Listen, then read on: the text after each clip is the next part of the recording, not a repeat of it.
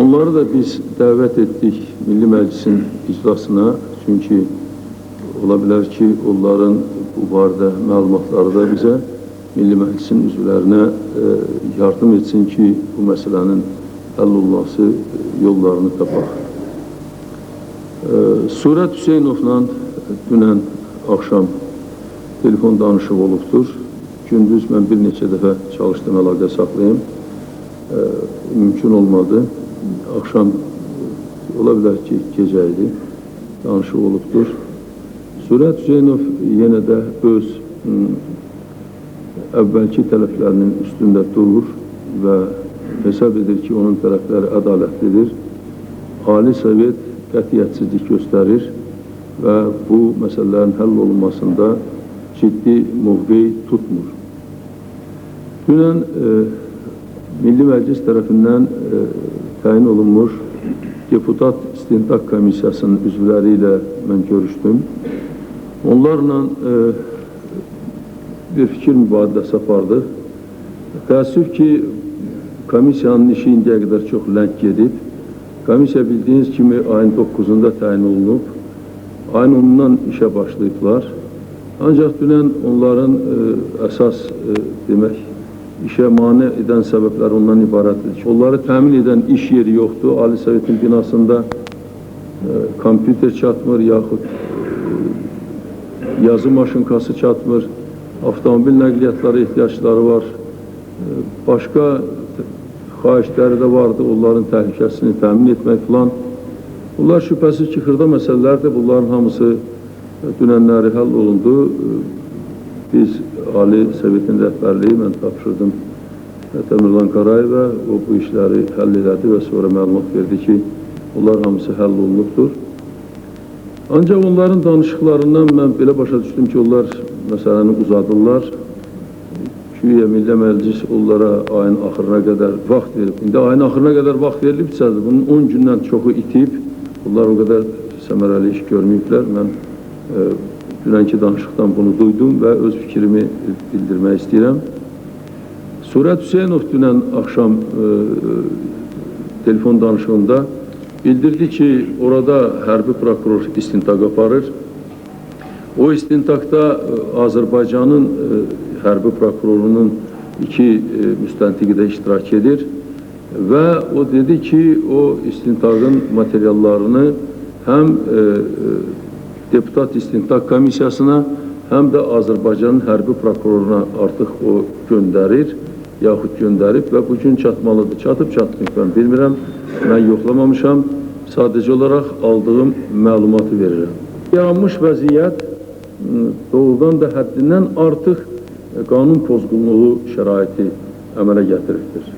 Hətta sizə deyim ki, dünənləri Surət Hüseynov da deyir ki, bilirsiniz, belə vəziyyət bespredel yaradıb, bu sözü əvvəllərdə işlədiblər, ona görə indi Surət Hüseynov da bu sözü o kəlməni dediyi kimi deyirəm, doğrudan da bespredel yaranıb, yəni başı pozğunluq yaranıbdır, qanun pozğunluğu belə çox geniş şəraitdə yaranıbdır. Bu şəraitdən cürbəcür qüvvələri istifadə edirlər. Dünənləri bu arada mən briefingdə müəyyən məlumatları verdim və həqiqətən də burada Bakıda bu ağır şəraitdən istifadə edib bəzi təxribat niyyətlərini yerinə yetirən qruplar var və biz bundan çox ciddi məşğul oluruq. Bizim müvafiq orqanlarımız bu işlərlə ciddi məşğul olur və şükürlər olsun ki, bu aparılan tədbirlər bunların qarşısını ala bilibdir. Ancaq vəziyyət, bilirsiniz, daha da bundan sonra bu cürə davam edə bilməz. Bunu gərək hər kəs dərk etsin. Biz də dərk edək, Milli Məclisin üzvləri və öz məsuliyyətimizi bir daha ölçək biçək. Azərbaycanın Prezidenti Əbülfəz Elçibəy də gərək bunu dərk etsin və vətəndaşlarımız da dərk etsinlər ki, belə bir vəziyyətdə daha əlavə çətinliklər yaratmaq lazım deyil. Ona görə də bu günləri sadəcə olaraq burada məsləhətləşərik. Əgər bizim bu məsləhətləşmələrimiz nəticəsində bir qərara gələ bilsək, o qərarı da qəbul edə bilərik. Mənim verəcəyim məlumatlar bu qədər. Əgər etiraz etmirsəz, dünən Azərbaycan Prezidenti Əbülfəz Elçibəy ilə gedib Kələki kəndində görüşən bizim alimlərin, mədəniyyət xadimlərinin nümayəndəsinə, onların başçısı Akademiyanın Prezidenti Eldar Salayevdir. Ona söz verək, qısa məlumat versin. Ondan sonra bəlkə başqa bizim dəvət olunan adamlar da öz təəssüratları haqqında deyə bilərlər. Ondan sonra gəlin müzakirə edək. Ne etmək lazımdır? Etiraz yoxdur ki bu qaydaya. Onda qeydiyyatdan buyurun, keçin.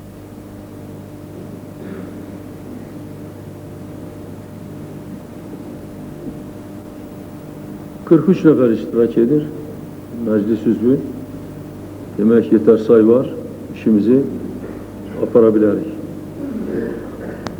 Buyurun, Eldar müəllim.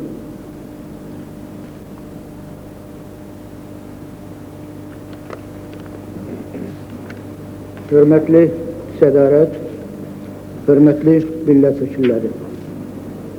Dünən biz 11 nəfər elm,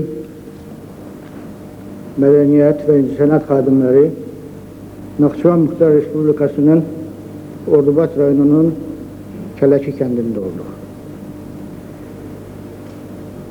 Ən əvvəl onu qeyd etmək istəyirəm ki, biz təyyarədən enəndən Kələki kəndinə qədər həm Zastavalar tərəfindən, həm əhali tərəfindən çox böyük hörmətlə qəbul edildik. Ordubad rayonuna gəlib, buraxılış vəsiqələri aldıqdan sonra birbaşa Kələkiyə gəldik. O anda Respublikanın Prezidenti hörmətli Əbülfəz Elçibəy Türkiyə nümayəndələrini qəbul edildi. Bu vaxt ərzində Ordubad xalqına məxsus qonaqpərvərliklə biz qarşılandıq. Yəni çayımız, çörəyimiz oldu və saat 11-dən saat 2-nin yarısınacan Əbülfəz bəyin qəbulunda olduq. Qəbul zamanı Əbülfəz bəyin yanında müşavir Həsənli, Cəmil Həsənli və İsrail Musayev də vardılar. İsrail Musayev. Demək, bizim ilk sualımız hörmətli prezidentimizə oldu ki, nə üçün Respublikanın bu ağır vəziyyətində heç kəsə xəbər etmədən iş yerini tərk etmişdir. Və bildirdi ki, xalq arasında böyük narazılıq yaranıb ki, siz öz şəxsi təhlükəsizliyini mühafizə üçün və qan tökülməməsi üçün Bakını tərk etmişsiniz. Əbülfəz bəy bizə dedi ki, bu səhv məlumatdır. Mən yalnız Respublikada, Bakıda qan tökülməməsi üçün Bakını tərk etmişəm. Lakin mən heç zaman öz təhlükəsizliyimi qorumamışam. Bu mətbuata verilmiş səhv məlumatdır.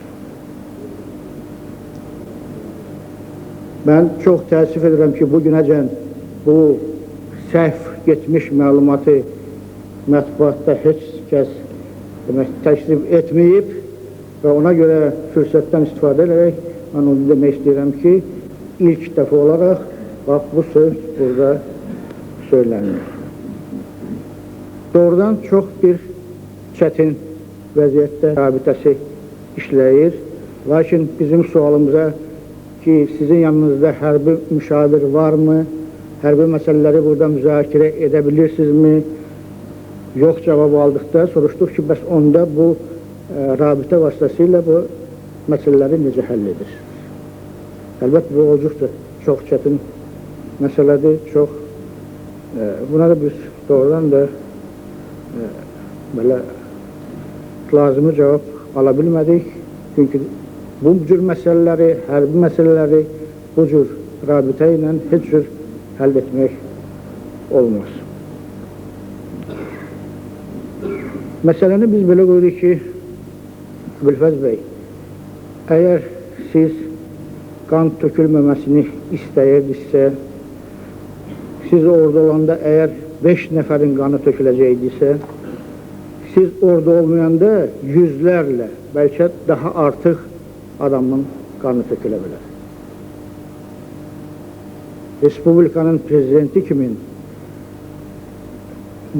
Ali Müdafiə Komitəsinin sədri kimi siz gərək iş başında olasınız. Dedi ki, mən onsuz buradan da məsləhətləşmələr aparıram, lazımı olan göstərişləri verirəm. Lakin biz bildirdik ki, xalq bunu hiss etmir və sizin fəallığınız duyulmur. Bir prezident kimi, əgər siz hesab edirsinizsə, burada işləmək üçün tam şərait var, nə üçün bugünəcən heç bir fərman verilmir. Və nəticədə mən bir şey deyim ki, mən çox təəssüf etdim ki, əsas cavabları hörmətli prezidentimizin məsləhətçiləri verirdi. Bu çox təəssüf doğururdu. Yəni demək istəyirəm ki, hər məsələlərə qarışırdılar. Biz məcbur olduq, deyək ki, bu məsələni mənə elə gəlir ki, prezidentimizin özü sizdən yaxşı həm dərk edir, həm də cavab verə bilər.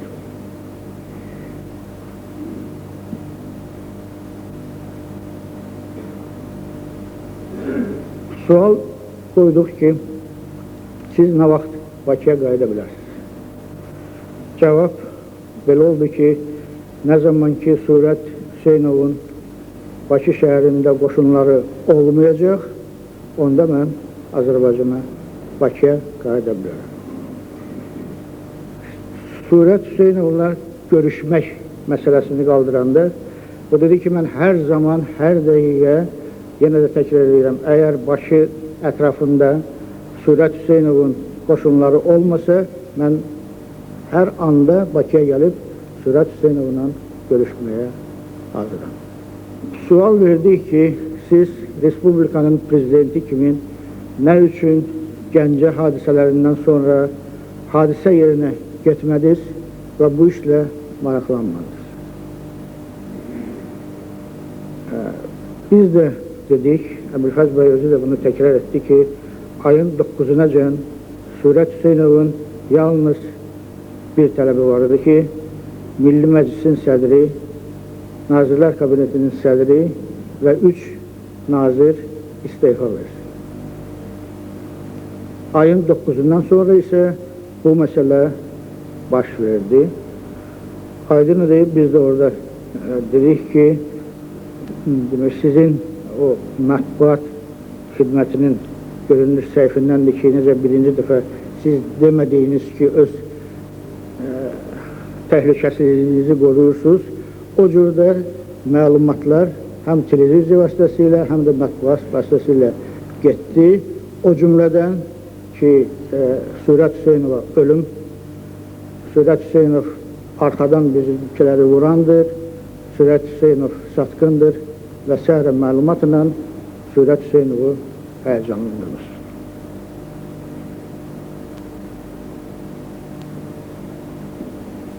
Nəticədə bu qərara gəldik. Niyə Milli Məclis, bu Cəmil Həsənli tərəfindən qaldırıldı, niyə Milli Məclis keçən dəfə qaldırılmış məsələyə baxmadı və qərar qəbul etmədi ki, prezidentin təhlükəsizliyi qorunsun və bu 3 nazirə tapşırılsın. Biz komissiya yox, nümayəndənin üzvləri, o cümlədən də mən dedik ki, bu prezidentimizə üzr istəyirəm bu söz üçün hörmətsizlik olur. Çünki prezident özü bilavasitə bu nazirliklərə rəhbərlik edir və Milli Məclis tövsiyə eləməlidir bu nazirlərə ki, siz prezidentimizin təhlükəsizliyini təmin edin. Ona görə bu məsələ baxılmadı, çünki bunların artıq borçlarıdır ki, bu vəzifəni təmin etsinlər. Və dedi ki, biz bu 3 nazirin istifasını qəbul etdikdən sonra onların yerinə əvəz edən onların birinci müavinləri sessiyanın, məclisin icrasında çıxış edib və dedilər ki, biz prezidentin fərmanlarını icra edə bilməyik. Mən dedim ki, Hərbi Müdafiə Nazirinin birinci müavini çıxış edəndə dedi ki, düzdür, biz belə kollegiyanın icrasında belə bir qərar qəbul etmişik, lakin bu o deyən söz deyil ki, biz prezident tərəfindən verilmiş qərarı, fərmanı yerinə yetirməyəcəyik. Deyir, onu da getirsinlər də. Deyirəm, axı, siz orada olmalısınız və bu göstərişi siz şəxsən qəbul etməlisiniz, qərarı qəbul etməlisiniz və onları göstəriş. Bəs orada Milli Məclis var, Milli Məclis o qərarı qəbul edə bilər. Mən dedim ki, prezidentin səlahiyyətini Milli Məclis əvəz edə bilməz. O cümlədən də bir sıra demək, operativ qərarların qəbul olunması və s. Bu, əlbəttə, kollektiv qərar nəticəsində qəbul olunmalıdır. Ona görə sizin bir daha qeyd etdik ki, Bakıda olmağınız çox vacibdir.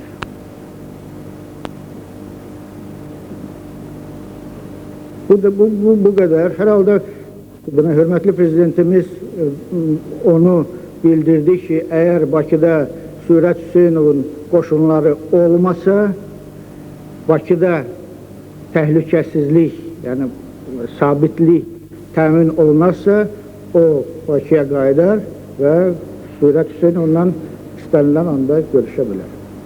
Mən bu qədər. Buyurun. Şahidin Əliyev, buyurun. Hörmətli Eldar müəllim, biz bilirik ki, siz nümayəndə heyəti getmişsiniz prezidentlə görüşə. Əvvələ bilmək istərdik ki, bir nümayəndə heyətinə kimlər daxil edir? Çünki burada bildirilmədi ki, nümayəndə heyəti neçə nəfərdən ibarət və kimlər daxil edir?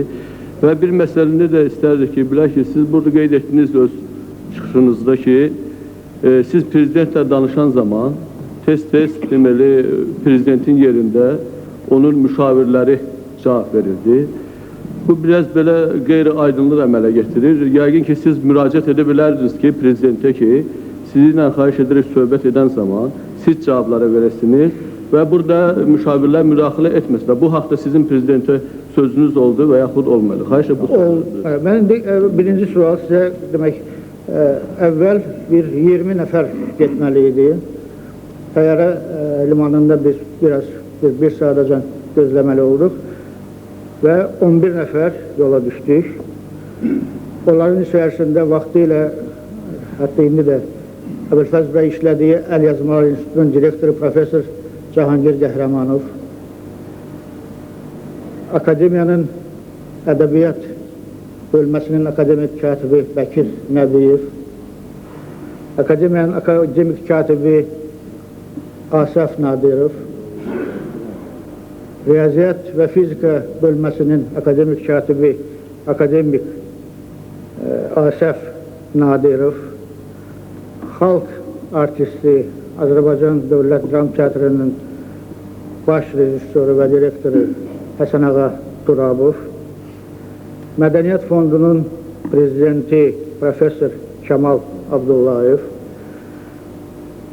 Azər Kimya Konserinin prezidenti Fikrət Sadıxov, Akademiyanın institutlarından birinin direktoru Muxbir üzvü Ramiz Rızayev və Ali Sovetin şöbə müdürü Rauf Məsirov yoldaşları. Əlbəttə, bu məsələni görəndə biz prezidentə müraciət etdik və bunun nəticəsində əsas cavabı biz prezidentdən aldıq. Hətta ümumi söhbətdən sonra Fikrət Sadıxov, Ramiz Rızayev və mən bir 15 dəqiqə tək-bətək artıq heç bir müşavirsiz prezidentlə söhbət etdik. Sultan Məmmədov. Hörmətli prezident, siz məlumatınızda qeyd elədiniz ki, prezidentlə görüşdə verilən sualların əksəriyyətinə müşavirlər cavab verir. Bunu elə başa düşmək olar ki, prezident öz iradəsini hərəkət eləmir. Mən qəti bu fikirdə olmamışam və ola da bilmərəm. Çünki Əbülfəz bəyi mən bir gündür, 5 gündür, bir həftədir, artıq 25 il, 30 ildir tanıyıram. Əbülfəz bəy özü də cavab verirdi. Lakin bir də deyirəm ki, bunlar o cavablara müdaxilə edirdi. Axı indi Cəmil Həsənlini də biz tanıyırıq, hörmətli alimimizdir, hörmətli professorumuzdur. Amma etikada tələb edir ki, böyük danışan yerdə heç olmasa vəzifəcəndə, demək, yaşcəndə ondan kiçik olanlar gerək o normanı gözləsinlər. Mən bu normanı gözləməmək mənasında bu söhbət edirəm. Aydın. Yoxsa Əbülfəz bəyin həm cavabları çox sərras, çox aydın və çox təmkinli, hamısına cavab verir. Tofiq Əzizov. Eldar müəllim, biz bir-birimizi neçə illərdir tanıyırıq. Bəli. Mən sizə çox inanıram, mənim dostumsuz, qardaşımsız. Eldar müəllim, sizə belə gəlmədi ki, o özü orada girovdur. Birinci sualım. Prezident girovdur orada. Onu mən qəti deyə bilmərəm, Tofiq bəy. Çox sağ olun. Çünki çox adam şübhə edir ki, mən də gedib oradan qayıtmayacağım və mən evə səhər saat 6-ın yarısında dönəndə evdə toy bayramdır ki, səni girov saxlamayıblar. İkinci sualım sizə. Eldar müəllim, bu qəti siz nə bir qərara gəldiniz? Prezident, onun qəti, indi siz deyirsiniz, mən başa düşmədim, axıracaq. Bu gələcək, gəlməyəcək. Mənə Gəlmək istəyir, istəmir. belə gəlir ki, Devlətə rəhbərlik eləmək istəyir, istəmir. Axı, bunun gerək bir qəti, bu prezidentimizdir, qəti bunun bir sözü olmalıdır. Tofiq müəllim, mən sizin sualınızın ikinci hissəsindən cavab vermək istəyirəm. Mən həmişə etikanı gözləyən bir şəxsiyyət olmuşam. Ona görə mənim səlahiyyətim yoxdur ki, prezidentdən onun istefa verib verməməyini tələb edə biləm. Ona görə mən və bütün nümayəndə heyətinin bir tələbi var idi ki, siz prezident kimi öz iş yerinizdə olmalısınız və bütün köməkçilərinizi başınıza yığıb bu işini, bu xalqı bu böhran vəziyyətdən çıxarda bilərsiniz. Çox sağ olun. Tapdıq Kəmalı. Eldar müəllim, zəhmət olmasa bu nümayəndə heyəti gedib prezidentlə görüşüb, siz ətraflı bizə danışdınız. Mən bilmək istəyərdim, həmin o nümayəndə heyəti nə təklif verə bilər bu günləri? Bu danışıqlar barəsində hər halda bu nümayəndə heyəti bir qərara gəlməlidir, bir təklifi olmalıdır. Biz istəyərdik onu sizdən eşidək. Sağ olun. Mən üzr istəyirəm, Tofiq müəllimin sualının birinci hissəsinə cavab vermədim, elə həmin bu sualdır. Amma mənə belə gəlir ki, bugün lazımi şərait yaratmaq lazımdır ki, Surət Hüseynovla Əbülfəz Elçi bəy prezidentimiz görüşsünlər.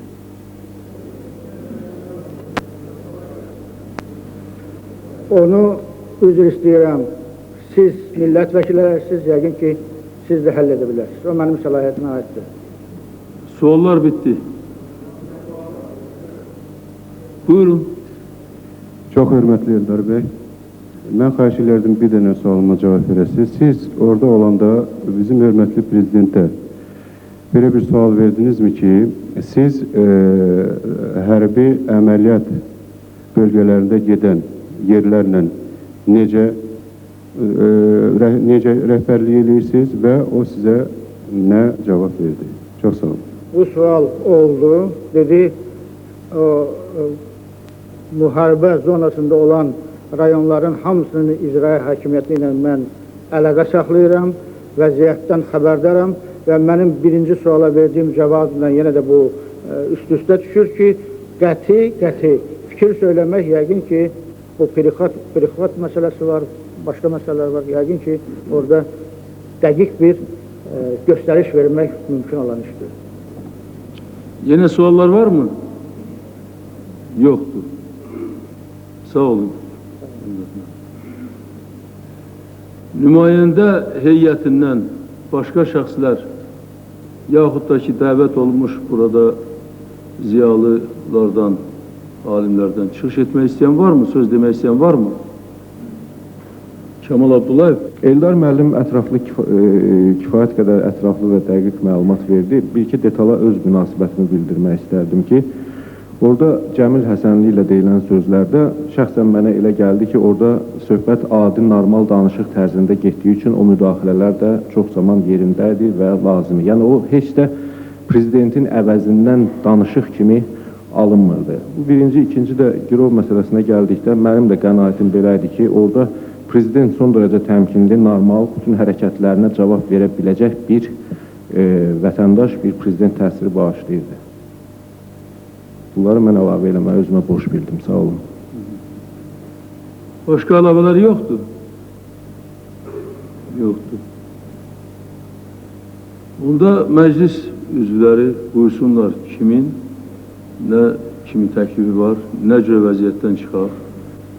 Mən təkrar edirəm, biz iyun ayının 21-də toplaşdıq, qərar qəbul etdik, Azərbaycan prezidenti Əbülfəz Elçibəyə müraciət etdik ki, Bakıya qayıtsın, iş yerinə qayıtsın və burada bərabər bu ağır vəziyyətdən çıxış yollarını axtaraq və bərabər tədbirlər görək. Təəssüflər olsun ki, bizim bu müraciətimizə indiyə qədər cavab yoxdur. Yəni, cavab yoxdur o mənada ki, Əbülfəz Elçibəy qayıtmayıbdır və bizə də cavab verməyibdir.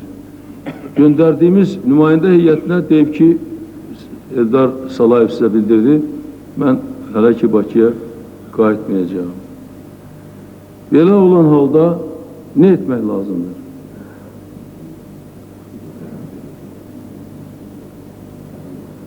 Ədalət rəhimli. Hörmətli Heydər bəy, mən istərdim hamımızın yadımıza salaq ki, biz ikinci müraciətdə qəbul etmişdik. Ona görə çox yaxşı olar ki, biz ətraflı məsələləri müzakirə etmək üçün bu müraciətin nəticəsi, yəni millət vəkili Surət Hüseynova müraciətin nəticəsində yerdədir. Sağ olun. Bəli, biz bu müraciəti qəbul etmişdik. O müraciət də ona çatdırılıbdır. Mən iclasın əvvəlində dedim ki, mən sırağa günündən heç bir danışıq əlaqəm olmamışdır. Dünən axşam, ola bilər axşamdan keçmiş bir vaxtıdır, Surət Hüseynovla mənim telefon danışım oldu. O qeyd etdi ki, mən əvvəlki tələblərimdə dururam. Əbülfəz Elçibəy Azərbaycanın prezidenti vəzifəsindən istefa verməlidir. Əgər istefa verməsə, mən əvvəl bəyan etdiyim hərəkətləri edəcəyəm. O da belə cavab verir. İsa bəy. Hörmətli sədr, hörmətli millət vəkilləri, mənə gəlir ki, biz vəziyyətdən çıxış yollarını axtararkən çıxış yolunu orada axtarmırıq.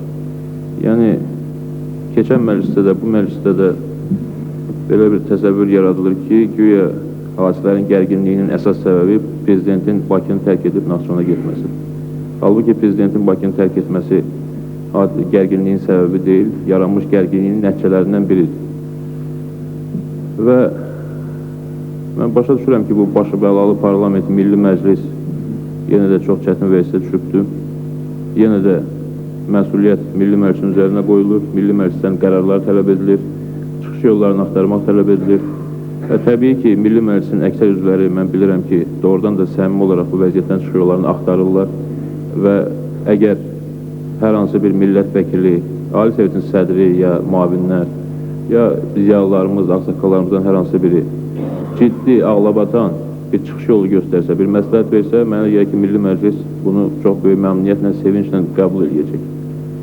Və mən özünüz bilirsiniz ki, prinsip etibarı ilə aşkarlığın tərəfləri olan adamlardan biriyəm, ancaq mən inanmıram ki, bu şəkildə milli məclisdə müzakirələrlə biz bu vəziyyətdən çıxış yolunu tapacağıq.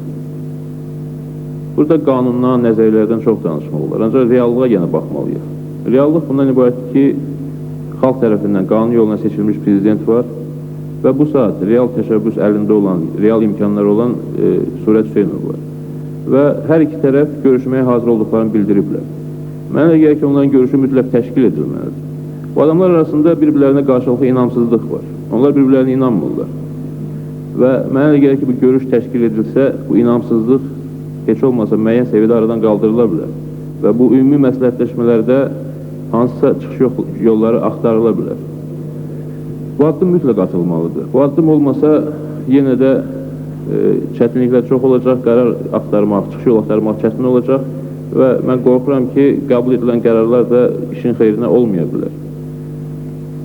Buna görə mənim xahişim ondan ibarətdir ki, həm Surət Hüseynovun, həm Əbülfəz Elçi bəyin bu görüşə hazır olduqlarını bildirdikləri üçün məhz bu görüşün təşkil edilməsi məsələsi həll edilsin. Bunun üçün Ali Sovetin sədrinin, başqa siyasi nüfuz sahiblərinin, bu işə tam səmimi yanaşan insanların xidmətlərindən istifadə edilsin.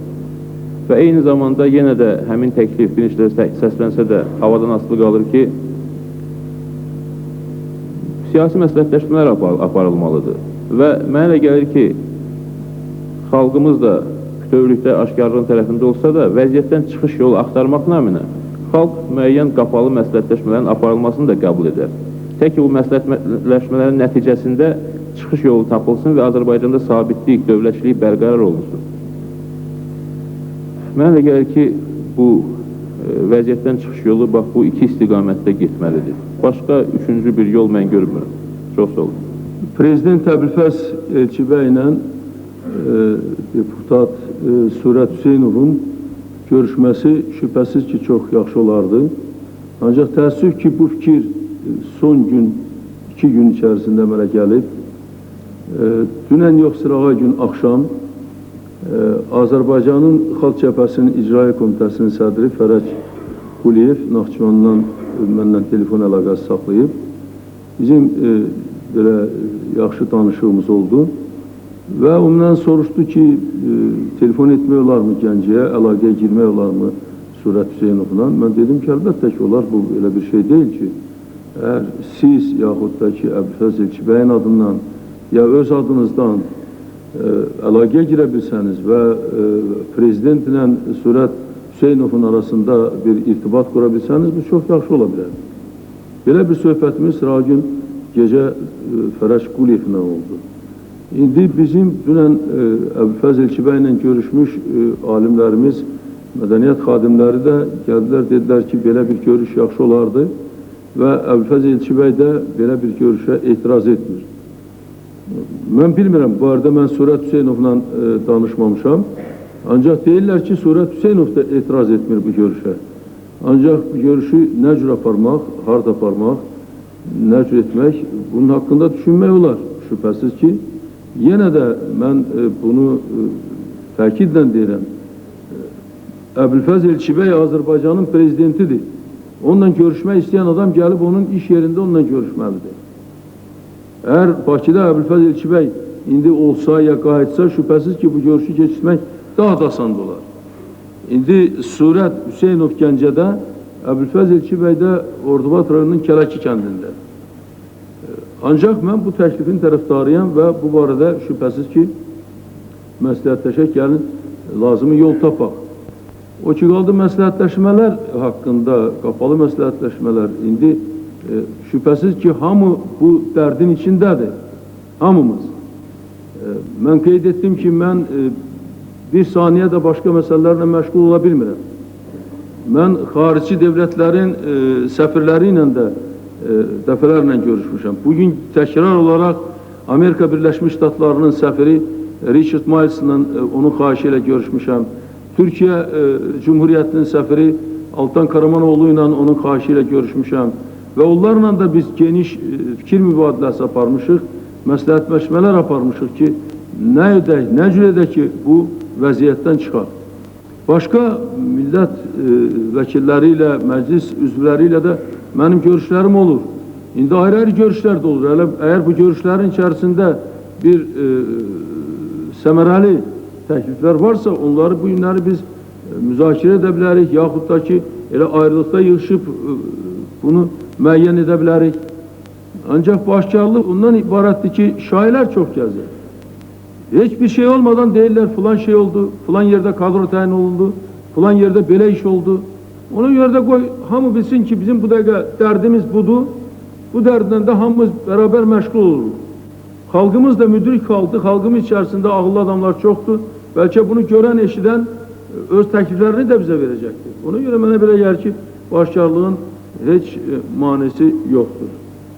Etibar Məmmədov. Azərbaycanda indi tam anarxiya, xaos başlayır. Prezident iş yerini qoyub, gedib, ucqar kəndlərdən birində oturub, Azərbaycan faktiki idarə olunmur.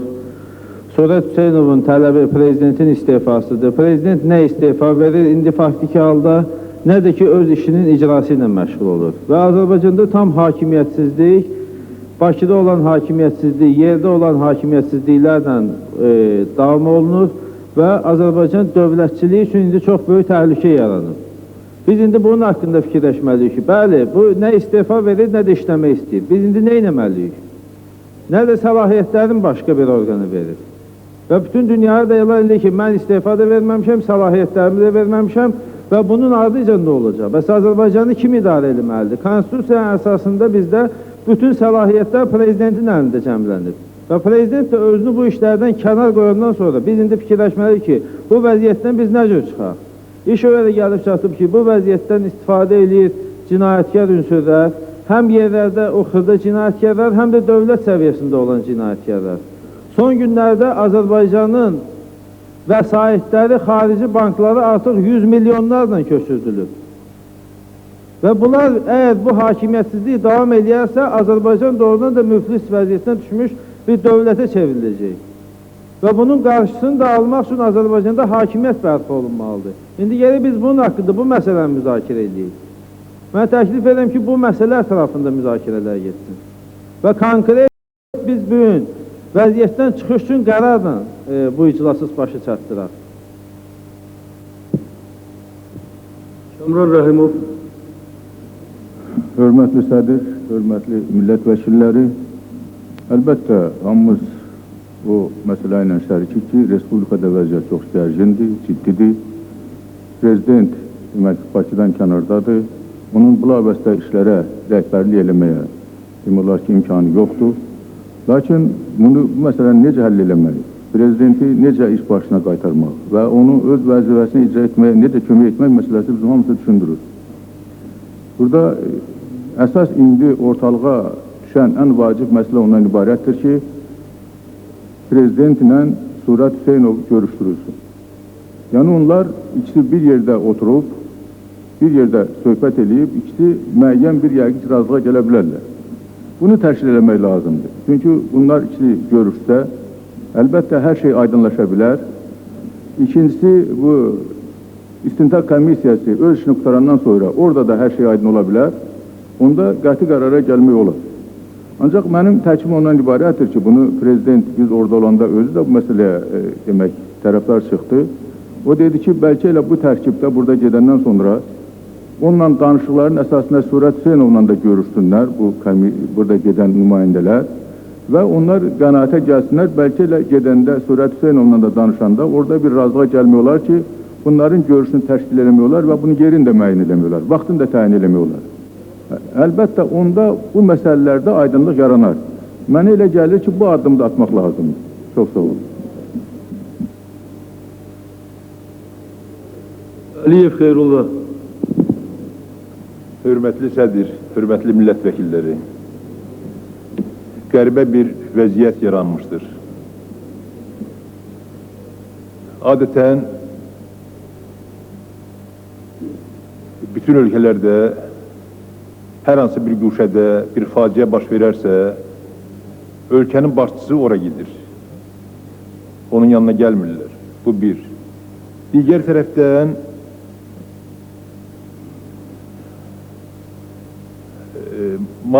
iyunun 15-də prezident iqamətgahı qarşısında mitingdə çıxış edərkən prezident Əbülfəz Elçi bəy öz günahını etiraf etmişdir. Və bu mətbuatda geniş yayılmışdır. Özü demişdir, onun dedikləri mənim yaddaşım yaxşıdır, hərfən yadımda saxlamışam ki, Gəncə hadisələrində mənim də günahım var, amma cinayətkarlar başqalarıdır və onlar tapılacaq və cəzalandırılacaq. Gəncə hadisələri dövlətçiliyimizə gedən, dövlət müstəqilliyimizə gedən yolda ya sonuncu, ya da sonuncudan əvvəlki qaranlıqdır. Bu, onun sözlərini ilə deyirəm. İndi hörmətli prezidentdən soruşmaq lazımdır və ona bir daha izah eləmək lazımdır. Gedib kələkidə oturmaqla bizi bu qaranlıqdan, bu vəziyyətdən kim çıxardacaq? O günahkarları, cinayətkarları kim tapıb, necə tapıb cəzalandırılacaq? Ona görə mətbuatda qəribə notlara rast gəlirik. O ayrıca söhbətdir, onun barəsində ayrıca təkliflər verərəm sonra. Bizim deyəndə ki, gedib yanında gördük müşavirləri, yaxud burada çıxış edən ayrı müşavirlər ciddi cəhdlə çalışırlar ki, o yeganə düzgün qərar qəbul edib gedib. Onun heç bir günahı yoxdur. Bu səmimiyyətlə bu günahını etiraf edirsə, niyə başqaları çalışır ki, onun günahının olmadığını dansınlar, olmadığını təsdiq eləsinlər? Özü o səmimi dərk etməliyik ki, biz doğrudan da Əbülfəz İlki bəy, Mirzə Fətəli Axundovun, Necəf bəy Vəzirovun, Əbdürrəhim bəy Haqverdiyevin, Mirzə Cəlilin 19-cu əsrdən qalma idealist, romantik, sadədil qəhrəmanlarının bizim günlərdə doğulmuş qardaşıdır.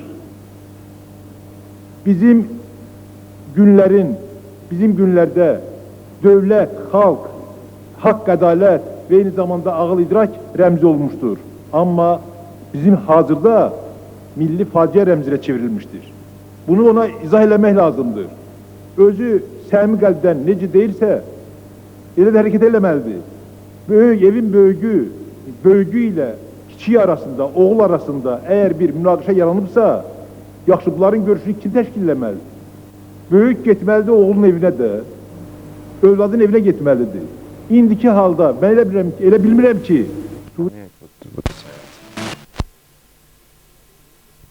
onun yanına gələn ağsaqqala, onun yanına gələn böyüyə hörmətsizlik eləsin, namərdlik eləsin.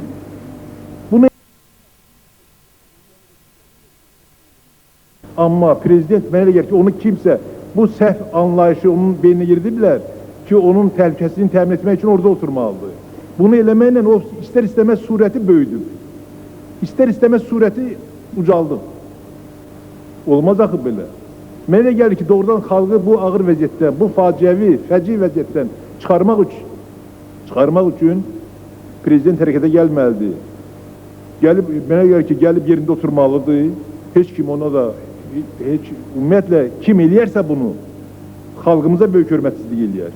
Çünki prezident xalqın rəmzidir, dövlətin rəmzidir. Sağ olun. Deputat Murad Aşurov. Çox sağ olun ki, mənə söz verdiniz. Hörmətli sədr, hörmətli deputatlar, Sürət Hüseynov haqlı olaraq öz narazılığını bildirir məclisə. Ona görə ki, neçə gündür məclis keçir və heç bir konkret qərar qəbul olunmur. Bir il bundan qabaq bu zalda may ayında keçirilən sessiyada Xalq Cəbhəsinin liderləri 4-cü mikrofonla dalbadal çıxış edib bildirdilər ki, Respublikada yeganə real qüvvə Xalq Cəbhəsidir və bizim təklifimiz qəbul olunmalıdır. Və sonunda nə üçün bugün biz real qüvvəni görmürük və görmək istəmirik və hesablaşmaq istəmirik? Bugün Respublikada real qüvvə Sürət Hüseynovdur və onun təklifləri yerinə getirilməlidir. Birinci təklifi, prezidentin istifası. Prezident çox düzgün addım atmış, qan tökülməsinin qarşısını alıb, könüllü vəzifəsini tərk edib. Ancaq Respublikanın bağır vəziyyətə salan prezident komandası heç cürə bununla razılaşa bilmir. Niyə? Nə üçün? Çünki birbaşa institut partasından yüksək dövlət rütbələrini tutan, vəzifənin ləzzətini dadan, avtobuslardan birbaşa Mercedeslərdə oturan prezidentdən əl çəkmək istəmirlər. Əgər prezident gedəndə hara getdiyini komandasının ən yaxın üzvlərinə belə bildirməyirsə, o birinci növbədə hörmətli prezidentin komandasının üzvləri sizin əlinizdən gelibdir. Çoxlu burada dəlillər gətirirlər, əsassız argumentlərdir. Prezident xaricə geçsəydi, onda məsələ həll olunmuş olurdu. Deməli, belə çıxır ki, prezident Dərbəndə getmiş olsaydı, buradan 2 saatlıqdır. Xaricli Dərbənd bununla da məsələ həll olunmuş olardı. Ancaq prezident 2 xarici ölkənin üstündən uçub gedibdi, dünyanın ən ucqa kəndlərindən birinə, oradan Azərbaycana rəhbərlik eləyir. Bu məsələ belə həll olunmalıdır ki, prezident qaydana qədər, prezident gələnə qədər onun bütün səlahiyyətləri Ali Sovetin sədrinə verilməlidir. İkinci məsələ Hüseynovun tələbi Ali Sovetin sesiyasının çağırılmasıdır. Hüseynovun tələbinə qədər deputatlar bilirlər ki, 137 deputat biz imza etmişik ki, Ali Sovetin sesiyası çağırılsın və yazmışıq ki, çox hörmətli prezident və çox hörmətli Ali Sovetin sədri xahiş edir ki, Respublikada yaranmış vəziyyəti müzakirə etmək üçün sesiya çağırılsın. Yəqin siz bilirsiniz, Ali Sovetin rəhbərləri və prezident aparatında oturan bəzi onun komandasının üzvləri Respublika prokuroruna göstəriş veriblər ki, bu deputatlara divan tutmaq lazımdır. Baş prokurorun göstərişi ilə bizim evlərimizə zəng edirlər, prokuratura çağırırlar, hədəliyirlər və bizi devlət çevrişində hədəliyirlər. Mən başa düşə bilmirəm ki, dünya tarixində hansı devlətdə xahişlə devlət çevrilişi olubdur? Biz xahiş edirik, sesiya çağırılsın, ancaq azğınlaşmış prokuratura işçiləri hətta o yerə gəlib çatıb ki, 6 nəfər və mənə də ayın ikisində sanksiya veriblər ki, biz həbs olunmalıyıq. 9 nəfərə. Hörmətli bəylər, bütün dünyaya elan edirsiniz ki, hüquqi devlət qurursunuz.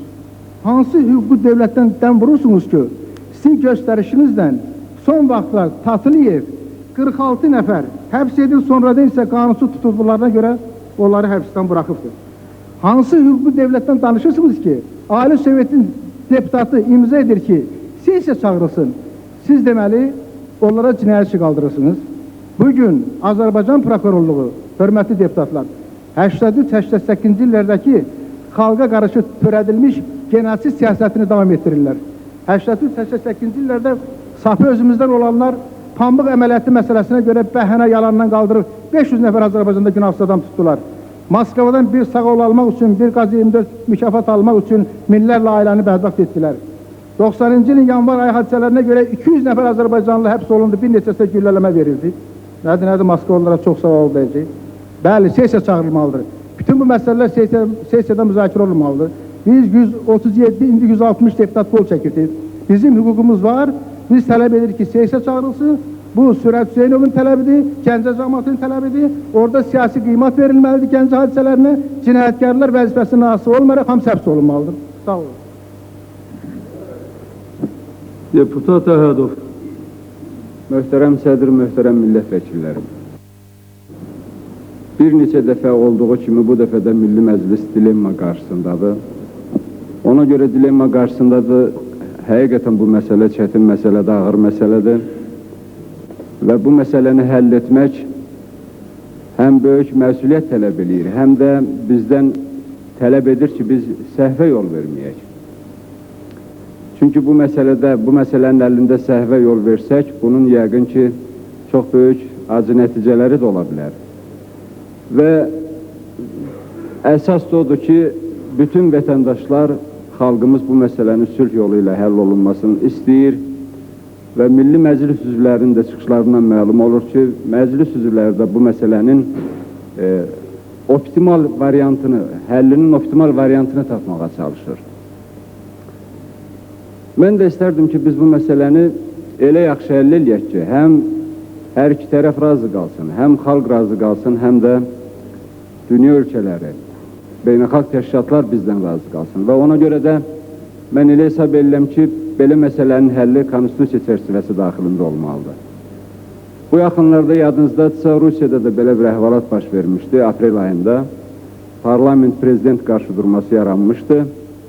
Və mənim çox xoşuma gəldi ki, onlar da belə ağır bir məsələni ustalıqla həll eləyə bildilər.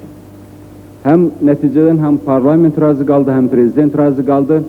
Artıq hiss olunur ki, inqilablara, sərt tədbirlərə meyli olan Rusiyada demokratik islahatlar, demokratik yol tutubdu və onlar da çalışırlar ki, ciddi məsələlərin həllində konstitusiya arxalansınlar.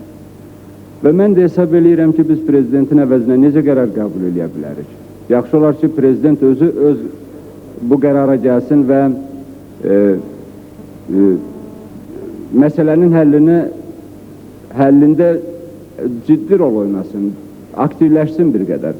Ona görə də bayaq çıxışlarda səslənmiş müxalifətin lideri ilə prezidentin görüşünü təşkil etmək məsələsini mən də bəyənirəm. Belə hesab eləyirəm ki, əgər Sürət bəylə prezident görüşsə, bəlkə də bəzi məsələləri sülhlə, razılıqla həll edə bildilər və bəlkə də bu işin tupikdən çıxmasına kömək elədi. Və bundan əlavə mən bir məsələni də qeyd etmək istəyirəm ki, indi nə qədər ki bu məsələ həll olunmayıbdır, Deputat İstintaq Komissiyası öz fikrini bildirməyibdir. Bu ölkəni hökumətsiz də qoymaq olmaz. Bəlkə prezidentlə məsləhətləşib baş naziri və onun hökumətini yaratmaq məsələsinə də baxmaq lazımdır ki, Azərbaycandakı iqtisadi vəziyyət heç olmaya geri qalmasın. Diqqətinizə görə sağ olun. Deputat Sahib Ələkbərov. Hörmətli sədr, hörmətli xalq deputatları. 99 nömrəli seçki dairəsi Sahib Ələkbərov. Doğrudan da bu saat hamını ən çox narahat edən suallardan biri yaranmış qeyri-müəyyənliyin nə qədər davam edəcəyidir. Özü də biz yalnız qeyri-müəyyənliyə yox, çox acınacaqlı bir vəziyyətə düçar edilmişik. İfadəmə görə üzr istəyirəm, ona görə acınacaqlı bir vəziyyətə ki, Respublikanın prezidenti hər gün dəyişən səbəblərə görə öz iqamətgahını tərk edib getmişdir. Əgər prezident bu və ya digər səbəbdən iqamətgahını tərk etmək məcburiyyəti qarşısında qalırsa, adətən bildiyimizə görə o ehtiyat idarəetmə punktlarından birinə getməlidir. Mənim bildiyimə görə Kələki kəndində belə bir idarəetmə punktu yoxdur və prezidentlə gedib görüşən bizim nümayəndələrin, ictimaiyyət nümayəndələrinin dediyindən də belə məlum olur ki, oradan Respublikanı idarə etmək mümkün deyildir. Mən ona görə dedim ki, hər gün dəyişən səbəbləri, prezidentin getməyinin səbəblərindən danışanda əvvəlcə bir məlumat verilmişdi, indi isə bugün burada çıxış edən yoldaşlar başqa məlumat verdilər. Lakin məni bir sual narahat edir. Əgər belə idisə doğrudan da nə üçün prezident televiziya ilə xalqa müraciət edən vaxtı öz gedişinin əsl səbəblərini göstərmədi, açıqlamadı və bunu bildirmədi. Və nə vaxta qədər prezidentin ətrafında olan adamlar yalnız prezidenti, Milli Məclisi deyil, eyni zamanda 7 milyonluq bütün Azərbaycan xalqını belə bir vəziyyətdə saxlayacaqlar. Və icra hakimiyyəti Respublikamızda yaranmış bu böhranın əsasını qoyub. Hamı böhran içərisində olsa da, böhran icra hakimiyyətindən başlayıb. Və maraqlı və təəccüblü burasıdır ki, bugün hadisələrin həlli yollarını qanunvericilik hakimiyyətindən tələb edirlər. Yəqin ki, onların özünün buna iqtidarı çatmırsa, qanunvericilik hakimiyyəti müəyyən ölçü götürməlidir. Konkret təklifim bundan ibarətdir. Hörmətli akademik Eldar Salayevin bugünkü çıxışından mənə məlum oldu ki, Cənab Prezident iki şərt qoyub öz vəzifəsinin icrasına və icrasını iqamətgahında yerinə yetirmək üçün. Birinci şərt ondan ibarətdir ki, Surət Hüseynovun qoşunları Bakıda olmamalıdır. İkinci şərt ondan ibarətdir ki, onun təhlükəsizliyinə təminat verilməlidir.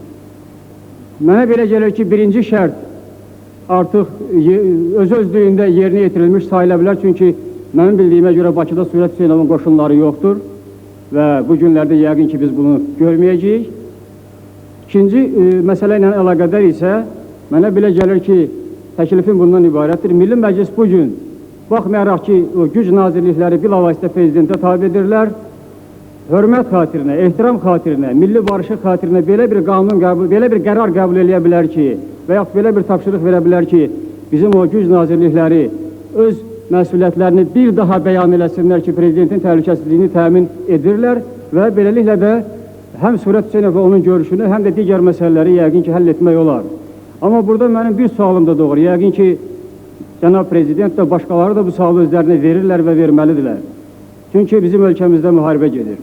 Müharibə zonasında hər bir əskər öz mövqeyini tərk edib başqa bir yerə gedərsə icazəsiz, onun adı da məlumdur, fərari deyirlər buna və ona qarşı hansı cəza tədbirləri görünür, bu da məlumdur.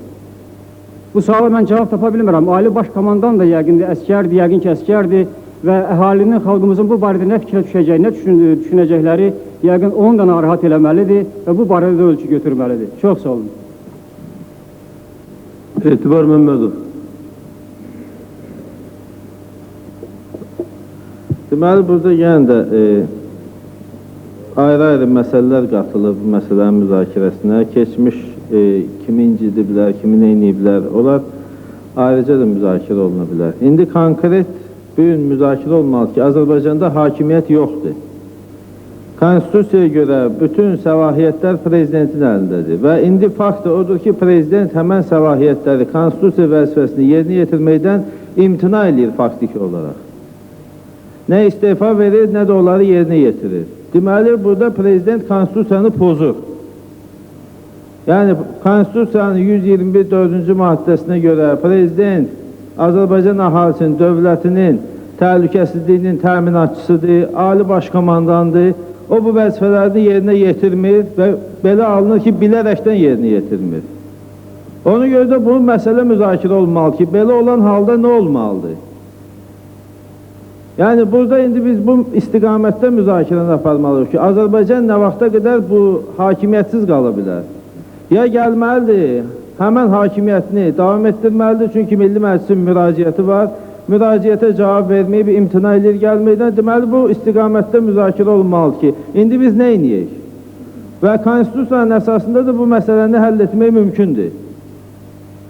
Yəni, prezident konstitusiyanı pozursa, bu bir məsələdir. İkinci məsələ müzakirə oluna bilər ki, 121-7-ci maddəyə görə prezident hər hansı bir səbəblərdən vəzifələrini icra edə bilməyəndə nə olur? Əgər o səbəblər də göstərilmirsə, prezident bu səbəbləri cəmaata, xalqa izah eləmirsə, məclisə izah eləmirsə, deməli, məclis özü müəyyənləşdirməlidir ki, hansı səbəbdən səlahiyyətlərini icra edə bilmir, həyata keçirə bilmir. Deməli, burada belə alınır ki, o bilərəkdən bunu həyata keçirə bilmir və bu da konstitusiyanın pozulması kimi qəbul oluna bilər. Mən yenə də təklif edirəm ki, bu istiqamətdə müzakirə olunmalıdır ki, biz indi nə etməliyik, hansı qərar qəbul etməliyik? Biz qərarsız bu iclasları davam etdirdikcə Azərbaycanda o baş alıb gedən anarxiya sonra axırda böyük bir fəlakətə gətirib çıxardacaq.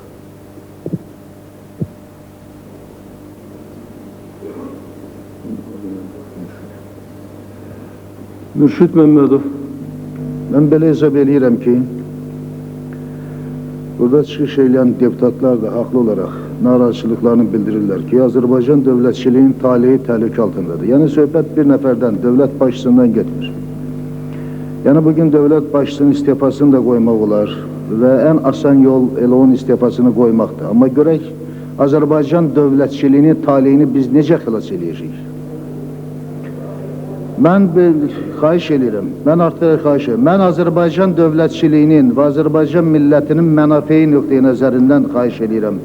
Mən söhbət ayrı-ayrı dövlət rəhbərlərinin şəxsiyyətindən getmir. Azərbaycan dövlətçiliyin taleyindən gedir. Və indi burada mən istəmirəm, burada yoldaşların hamısı da bilir ki, burada hərənin özünün nöqteyi nəzəri var, özünün tələbi var, dünya görüşü var. Və burada biz kəskin tələblər qoyuruq və nəzərə almaq lazımdır ki, qoyulan hər hansı bir kəskin tələb yeni problemlər doğura bilər. Hər iki tərəfdən problemlər doğura bilər. Və bunun da ziyanı yenə millətə dəyəcək, yenə Azərbaycan dövlətçiliyinə dəyəcək. Yəni, mən çox arzu edərdim ki, danışanda mən heç kəsə öyüd nəsihət vermək səlahiyyətində deyiləm və bu fikirdə də deyiləm. Amma mən fikirləşirəm ki, çox xahiş edirəm ki, dövlətçiliyimizin mövqeyindən, mənafeyindən danışaq və mən belə hesab edirəm ki, burada siyasi partiyaların liderləri iştirak edir, Milli Məclisin üzvləri iştirak edir, başqa ictimai xadimlər iştirak edir. Danışanda çox xahiş edirəm ki, konkret təkliflə. Məsələn, mən belə hesab edirəm ki, Milli Məclis bugün qərar qəbul eləsə, bu qərarın birinci bəndi bundan ibarət olmalıdır ki, Ali Sovetin sədri hörmətli Heydər Əliyevə tapşırılsın ki, yaxın 3 gün ərzində bu üçlüyün görüşünü təşkil eləsin. Mən belə hesab edirəm ki, Heydər Əliyev zəngin siyasi təcrübəyə, həyat təcrübəsinə malik adamdır və bu görüşü keçirmək səlahiyyətinə malik adamdır. Sağ olun. Rəhim Qaziyev. İcazə verin, mən tribunadan çıxış edeyim.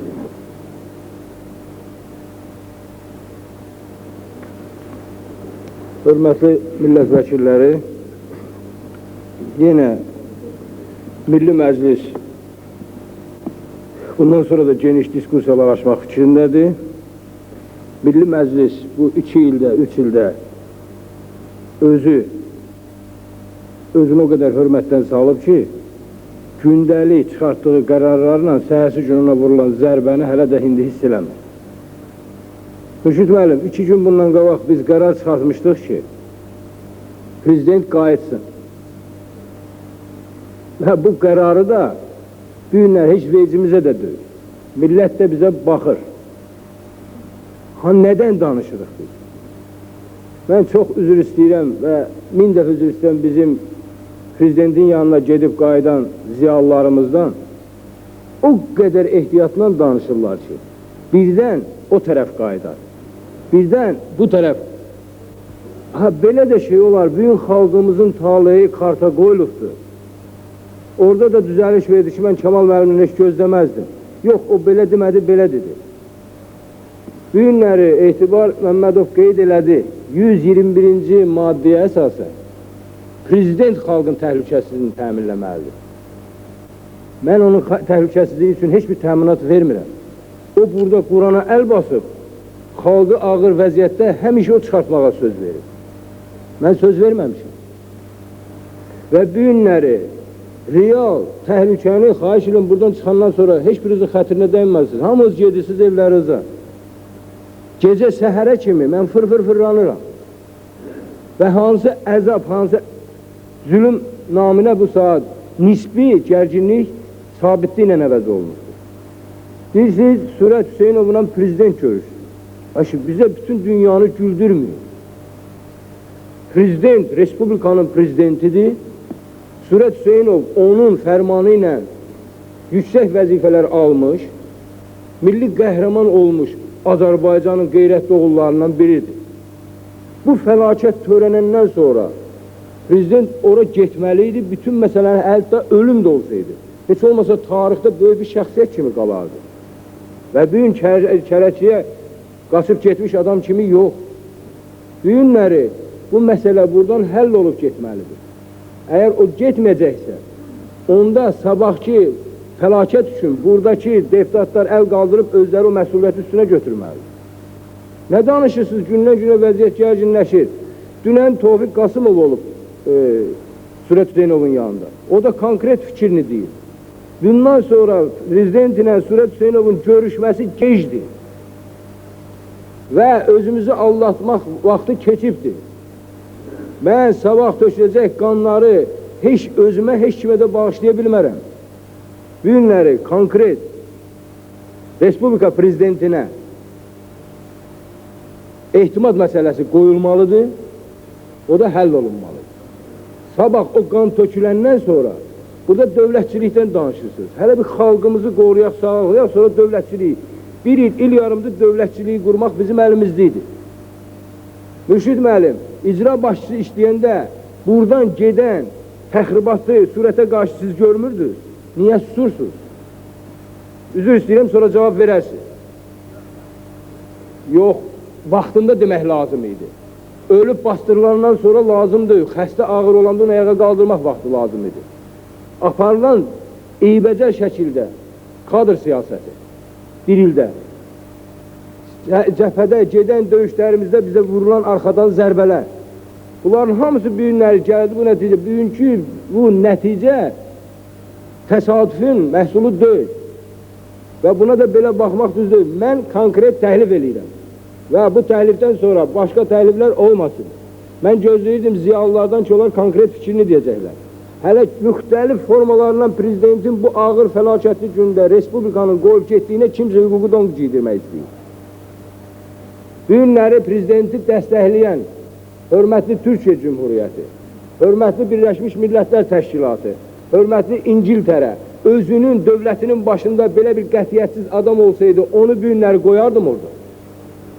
Yaxşı, indi nə oldu? Biz bayaqlar dedik, biz Rusiyanın əlinin altındayıq. İndi hamıdan deyirik ki, bizə görək nə düşünür, biz nə eləyək?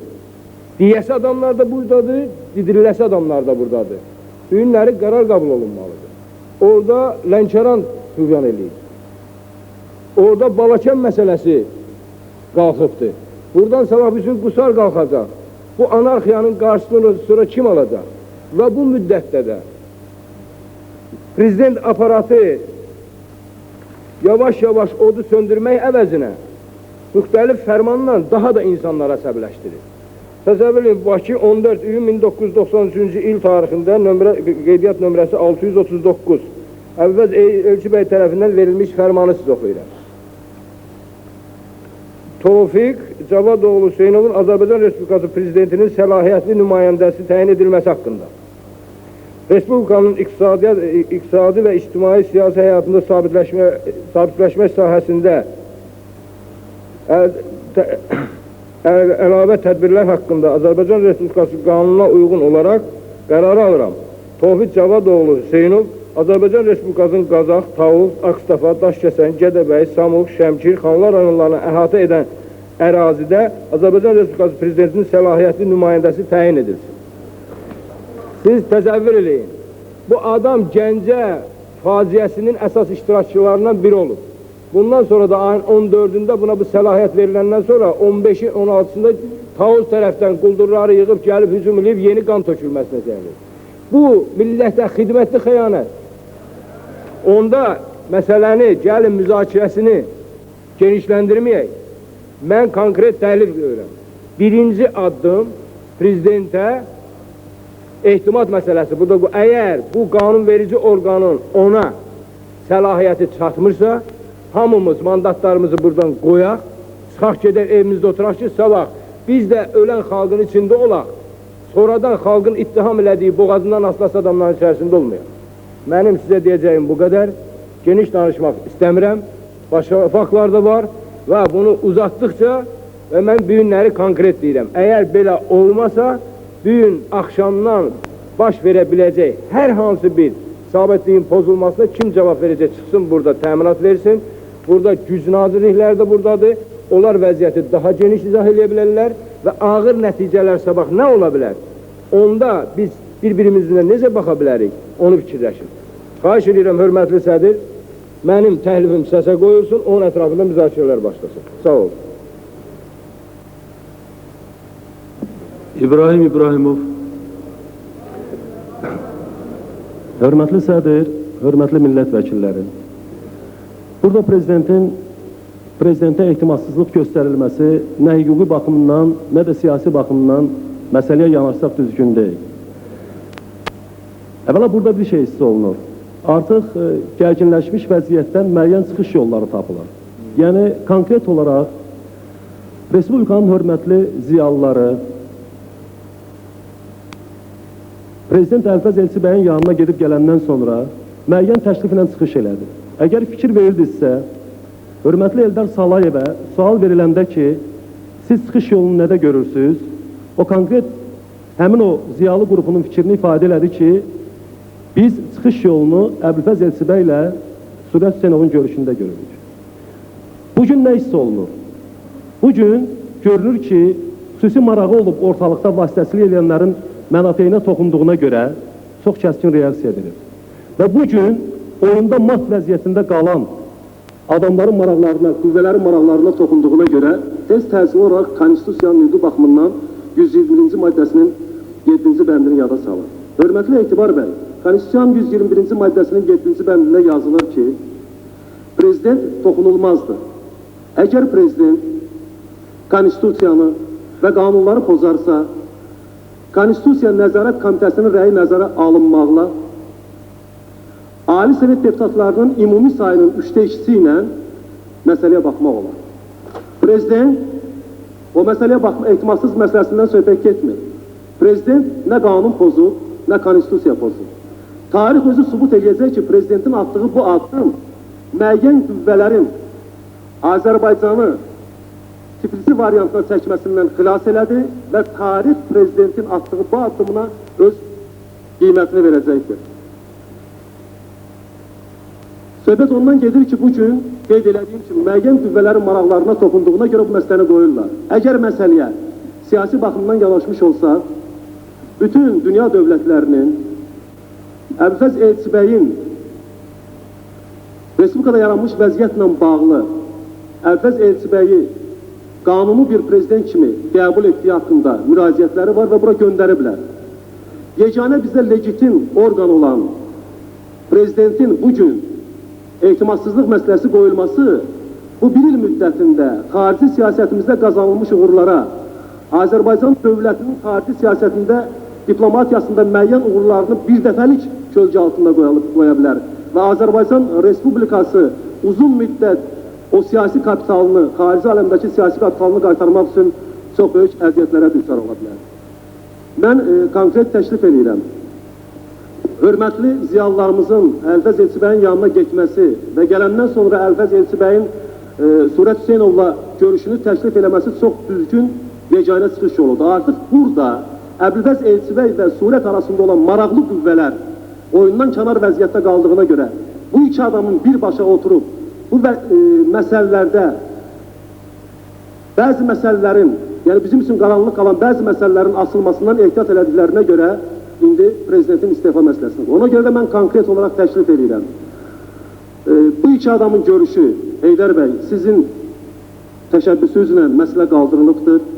Bütövlükdə Azərbaycan xalqı bugün Ali Sovetin sədri kimi sizin bu missiyanı, barışdırıcılıq missiyanı boynunuza götürməyini hiss eləyir və elə bu missiyanı bugün boynuna götürən ki, ziyalı qrupu var idi ki, Naxçıvana gedibdir.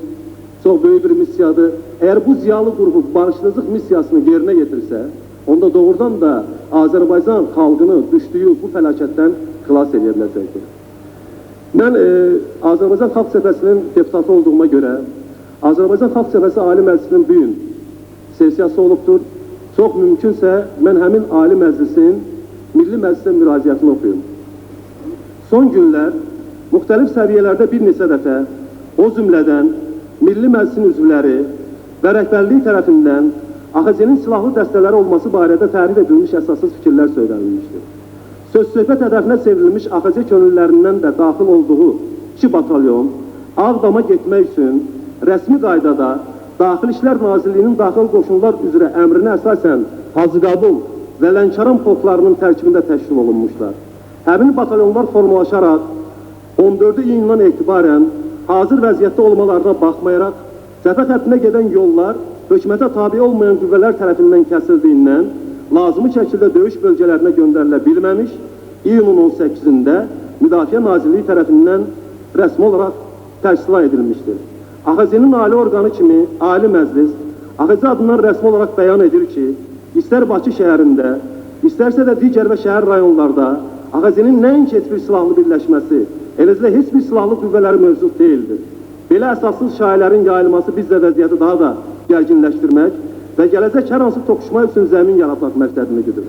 AXC bildirir ki, şəhərdə baş verəcək hər hansı toqquşma üçün məsuliyyət şəhərə doluşmuş qanunsuz hərbi birləşmələri, öz vəzifə borçlarını lazımınca yerinə yetirməyən hüquq mühafizə orqanlarının və belə əsassız şayiələrin yayınların üzərinə düşür. Onu da qeyd edək ki, AXC-nin bütün strukturları AXC sədrindən Respublikadakı gərginliyi dinç yolla, konstitusiyaya uyğun şəkildə həll etmək, vətəndaş sülhünü qorumaq məqsədi ilə qanunun alininə hörmət etmək barədə göstəriş aldığı üçün öz fəaliyyətində yalnız demokratik vasitələri rəhbər tutacaqdır. Eyni zamanda AXC hüquq mühafizə orqanlarından tələb edir ki, siyasi əqidəsinə görə AXC üzvlərinin təqib olunmasına, qətlə yetirilməsi faktlarına son qoyulması üçün ən qəti tədbirlər görsün. Əks halda AXC öz nizamnamasına uyğun tədbirlər görmək məcburiyyətində olacaqdır. AXC Ali Məclisinin sədri Qulamçin Əliyev, Bakı, 20 iyun 1993-cü il. Diqqətinizə görə sağ olun, təşəkkür edirəm. Təmirlan Qarayev. Düzü vəziyyətin bu istiqamətdə inkişafı heç birimizi bu məsələnin həllində iştirak etməkdən kənarda qoya bilməz.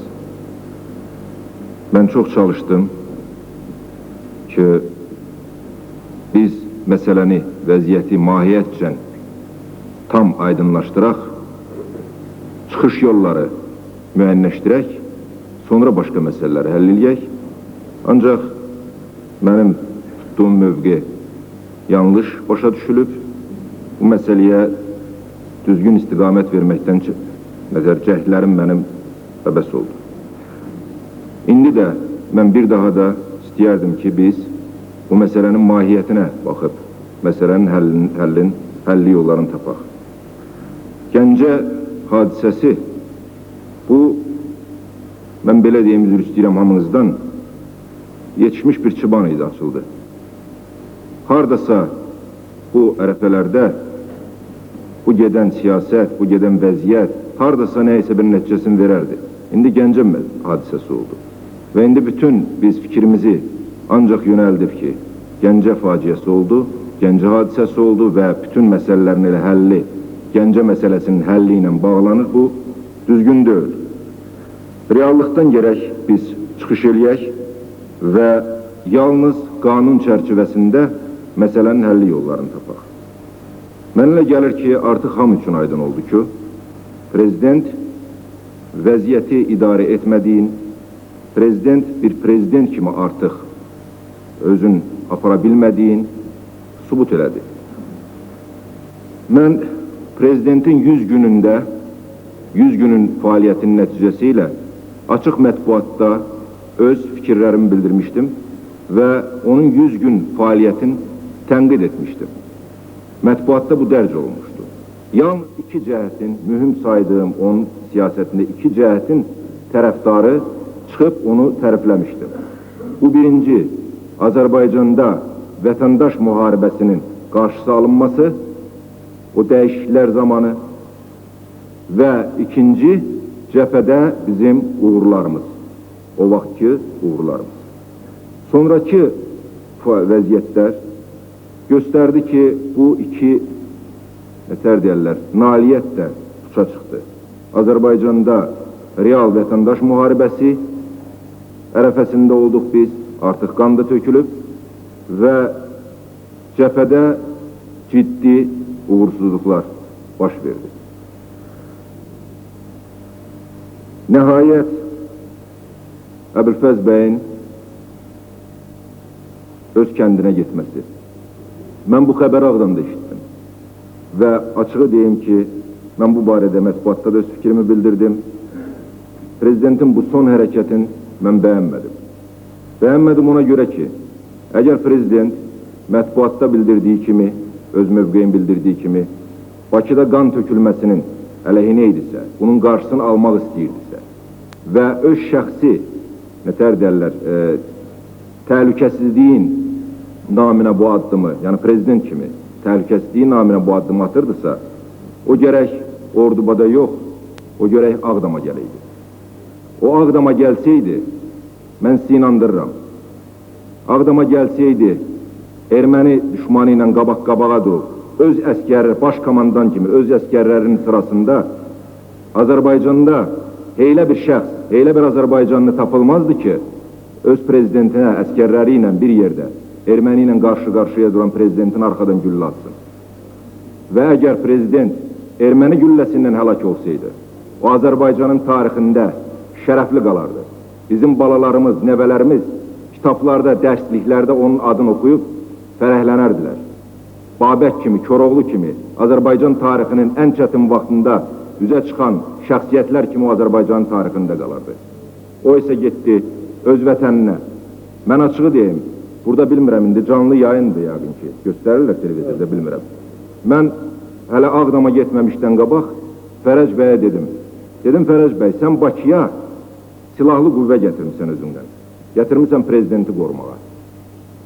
Sən başa düşməlisən ki, Bakıda qan tökülməməlidir. Heç birimiz buna imkan verməyəcəyik. Biz canımızı da qoysaq, amma Bakıda yenidən qan tökülməsinə biz imkan verməməliyik. Ona görə də təklif elədim ki, yığ sən o silahlı qoşunlarını, gəl mənlə bir yerdə gedək Ağdama. Tək qoy burada prezidenti. Tamamilə mühafizəsiz qoy. Heç kəs, inandırım Surət bəy də, sən mühafizəsiz burada qoyduğun prezidentə qaşının üstündə gözün var deməzdi. Əgər onun bütün mühafizəçiləri getsəydi Ağdama erməni ilə qarşıya dursaydı. Və mən inandırıram ki, mən onu da dedim, siz getsəniz ora, mən Surət bəyə müraciət eləyərəm və mən inandırıram, Surət bəy də öz qoşunları ilə gələr Ağdama, Ağdəriyə və birgə erməni ilə biz müharibə eləyə, o səngərlərdə oğullarımız indi 10 sutka yuxsuz orada duran oğullarımızla Çin-Çinə erməni ilə qarşı duranda müharibədə biz barışarıq. Biz hamınızı barışdırarıq. Amma buna qulaq asmadılar. Və mən eşitdim ki, getdi Ordubada. Mən nə demək istəyirəm? İndi iki əsas məsələ var. Məsələlərin biri, prezidentin istifası məsələsi qoyulub burada və burada təkidlə dəfələrlə səslənib və artıq deyirlər ki, bu səsə qoyulsun və s. İkinci, sessiyanın çağırılması. Mən öz fikrimi bildirmək istəyərdim. Prezidentin istifası qanuni şəkildə olmalıdır. Əbülfəz bəy də mənimlə gəlir ki, mitinglərdə birində, çıxışında özü də deyib ki, məni prezidentlikdən yalnız referendum yoluyla çağıra bilərsiniz. Mənə elə gəlir ki, biz bu referendumu təyin eləyib, həmən referendumu eyni zamanda Ali Sovetə, yəni yeni parlamentə daha doğrusu, seçkilərlə eyni vaxtda təyin eləyə bilərik. Bir dəqiqə, siz mənim fikrimi axıratan qulaq asın, xahiş eləyirəm.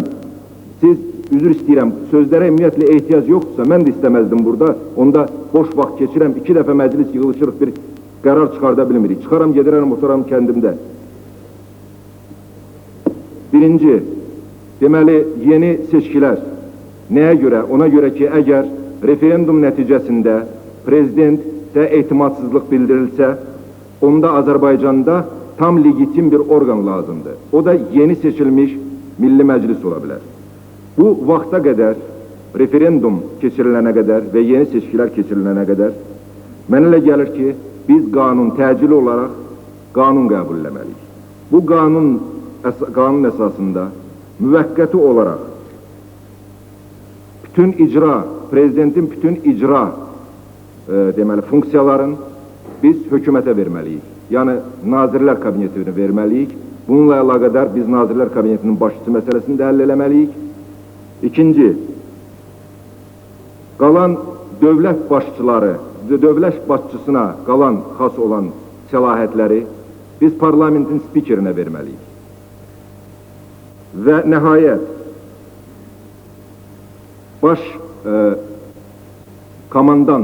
prezidentin baş komandan vəzifəsini müvəqqəti olaraq seçkilərə qədər, yəni seçkilərin yekununa qədər, mənə elə gəlir ki, bu barədə iki fikir ola bilməz. Faktiki bu səlahiyyəti Sürət Hüseynov həyata keçirir.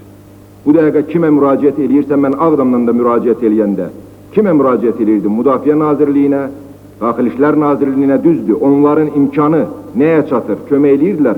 Amma onların özü də Sürət Hüseynova müraciət eləyirdilər ki, o kömək eləsin oradakı vəziyyətə. Ona görə də mənə elə gəlir ki, bu faktiki olaraq da həll olunub, bunu biz hüquqi cəhətdən həll edə bilərik. Sessiya dair. Bilirsiniz ki, mən bunun həmişə əleyhinə çıxmışdım, sessiya keçirilməsin.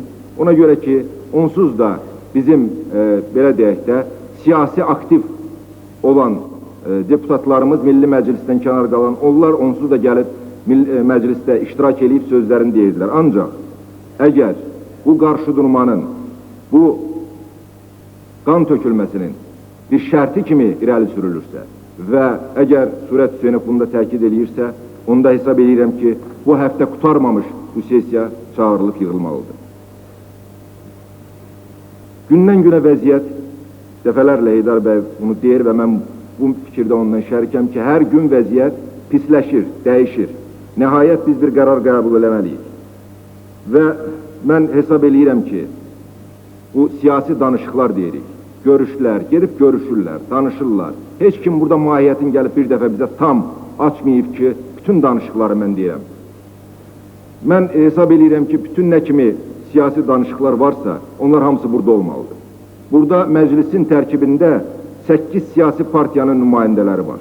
Mən demirəm ki, bunlar əsas partiyalardır. Bəziləri sadalayır ki, əsas budur, əsas o birisi, hamısı əsasdır. Amma o bildiyimə görə o 8 siyasi partiya, kənarda qalan siyasi partiyalar, bu və ya digər şəkildə həmən burada olan siyasi partiyalarla birlikdə müəyyən bir blokdadılar, müəyyən bir razılıqdadılar. Bu bir tərəfdə. Bütün siyasi liderlərin əsasları buradadılar. Kənarda qalan varsa, onlar da dəvət olunmalıdır. İskəndər bəy də bura dəvət olunmalıdır. Mən hesab edirəm ki, biz burada təkliflər vardı ki, prezidenti sürətlə görüşdürək. Mən heç bunu nətər deyərlər, inkar eləmirəm. Amma bu olsa, onda büyün olsun, gecə olsun. Vaxt yoxdur, vaxt artıq yoxdur. Mən bu fikirlə tam razıyam ki, biz bu məsələni başqa bəhanələrlə süründürməyək. İstəyərdim ki, bu barədə fikir mübadiləsi keçirək və nəhayət büyün qəti, lazımdırsa gecə də işləyək və son qəti qərarımızı qəbul edək. Etibar bəy. Deməli, burada o deyilən təkliflərə hamısına baxıla bilər, ancaq bunlar sonranın işidir. Biz konkret bugün bir faktın şahidiyik ki, Prezident Azərbaycanı idarə eləmir, yəni vəzifələrini icra etmir. Və mənim fikrimcə o bunu bilərəkdən etmir. Və bilərəkdən icradan boyun qaçırmaqla konstitusiyanı pozmuş olur. Özlərini götürdüyü vəzifələrə görə. Ancaq bunu da sübut etmək üçün buna da zaman lazımdır. Biz indi bir şey müəyyənləşdirməliyik və məclisin qərarını çıxartmalıyıq ki, Prezident faktiki olaraq Azərbaycan vəzifələrini icra edə bilmir. Məclis bu qərarı çıxartmalıdır. O qərarın əsasında 121.7-ci maddəyə əsasən biz sonraki qərarımızı verməliyik ki, Prezident bəli icradan kənarlaşdırılır. İcra etmədiyinə görə. Orada yazılır ki, hər hansı səbəblərdən. Səbəbini isə özü izah edə bilər. Ondan sonra isə növbəti məsələlərin biz həllini müzakirə edə bilərik. Ancaq biz bunu icra etmədikcə, indi Xalq Cəbhəsi bəyanat verir ki, bizi qorusunlar. Axı, sizi qorumaq Prezidentin vəzifəsidir. Prezident də gedib oturub kənddə. Nə sizi qoruyur, nə bizi qoruyur, heç kimi qorumur. İndi biz burada nə etməliyik? Əgər Azərbaycanda da gələcəyinə hətta referendum keçirilməlidir ki, bir adamın əlində bu qədər vəzifə cəmləşməsin, səlahiyyət cəmləşməsin. Bu insandır, bugün küsə bilər deyər, mən bu vəzifələrimi icra eləmirəm. O icra eləmədiyi müddətdə o qədər fəlakət, faciə baş verər ki, sonra Azərbaycan bunun altından bir dövlət olaraq çıxa bilməz. Biz bugün, indi mən təklif edirəm ki, hüquqşünaslar toplansın, konstitusiya əsasında müəyyən etsinlər ki, Prezident vəzifələrini icra edə bilmir. Bu qərar çıxardılmalıdır burada ki, bəli, həmən səlahiyyətlər bugün Prezidentdən alınsın. O da konstitusiya əsasında olmalıdır. Ondan sonra biz növbəti məsələləri artıq burada müzakirələrin gedişində müəyyənləşdirə bilərik. Ancaq birinci konkret olaraq onun vəzifələrini icra etməməsi təsdiq olunmalıdır məclisdə. Bu da təsdiq eləməyə elə bir başqa sübut lazımdır, göz qabağındadır ki, 5 gün ərzində artıq Prezident həmən vəzifələrini icra etmir. Və bu da məclisin təsdiqindən sonra qanunləşməlidir. Xahiş edirəm, indi müəyyənləşdirin ki, bu hüquqşünaslar var, burada başqaları, həmən qərar layihəsini mən də verə bilərəm, başqaları da verə bilər, ancaq ki, sonra hazır qərar layihə şəklində məclisin müzakirəsinə verilsin. Bizim iclas zamanı Ordubaddan telefon oldu, Əlfəz Elçi bəy telefon etdi və Əfiyyəttin Cəllov Əlfəz Elçi bəylə, Prezidentlə danışıbdır. Bu barədə məlumat versin.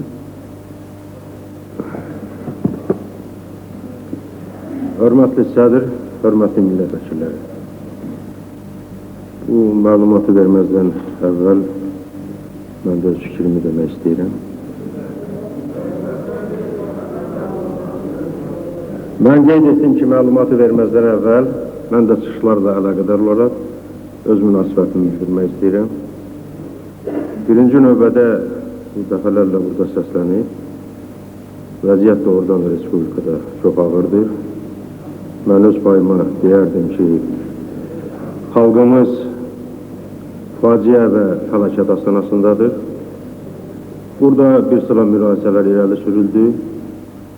O müraciələrdən biri sessiyanın çağırılmasıdır, referendum keçirilməsidir. Əlbəttə, sessiyada çağırıla bilər, referendumda keçirilə bilər. Amma ən müdrik siyasət reallığa əsaslanmalıdır. Reallıq da ondan ibarətdir ki, bugün Respublikada idarə etmə dağılır. İstər Gəncə hadisələri, istər Lənkəranda baş verən hadisələr, istər Bədəşanda baş verən hadisələr, istər Respublikanın digər bölgələrində baş verən hadisələr və mən bunların hamısını sadalamaqla onu qeyd etmək istəyirəm ki, Milli Məclis öz tərkibində siyasi partiyalarla birlikdə, millət vəkilləri ilə, deputatlarla birlikdə Milli Məclisin tərkibinə daxil olmayan deputatlarla iqtidardadır. Hər bir Respublikanın reallığından irəli gələn qərarları çıxartsın və qəbul etsin. Ona görə də mənim konkret təklifim ondan ibarətdir ki, siyasi məsləhətləşmələr, Milli Məclisdə fikir mübadilələri bugün əgər davam edərsə sabah konkret qərar hasil olunana qədər yalnız və yalnız Milli Məclis çərçivəsində həll olunur. İndi isə Heydər bəyin qeyd etdiyi kimi Azərbaycanın prezidenti Əbülfəz Elçi bəy Heydər Əliyevə zəng etmişdir. Heydər bəy məclisi apardığına görə bu danışığı mənə həvalə etmişdir və mən Azərbaycan prezidenti Əbülfəz Elçi bəylə şəbəkədən edilmiş telefon zəngi ilə təmasda oldu. Onun mətnini sizə çatdırıram. Əbülfəz bəy qeyd etdi ki, o Milli Məclisə baxır və xahiş etdi ki, onun sözlərini sizə çatdırım. Mən Milli Məclisin qərarını, yəni Bakıya qayıtmaq haqqında qərarını dünən axşam almışam. İndi düşünürəm, fikirləşirəm və sabah yazılı mənim cavabım Milli Məclisə təqdim olunacaq. Prezidentin ixtiyarı var, ölkənin hər bir bölgəsindən öz dövlətinə rəhbərlik etsin. Bunu xahiş edirəm, Milli Məclisin üzvləri ora-bura yozmasınlar. Mənim dövlət aparatları ilə müdafiə, milli təhlükəsizlik, daxili işlər, sərhəd bölgələri, icra başçıları ilə əlaqəm var və hər gün zəruri göstərişlərimi verirəm. Yaranmış vəziyyəti təkrar edirəm, ora-bura Milli Məclis üzvləri yozmasınlar. Sağ olun.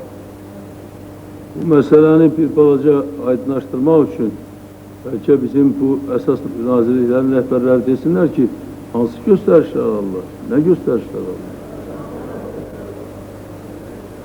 Bizim əsas ən çətin məsələlərimiz Müdafiə Nazirliyi vasitəsilə olur.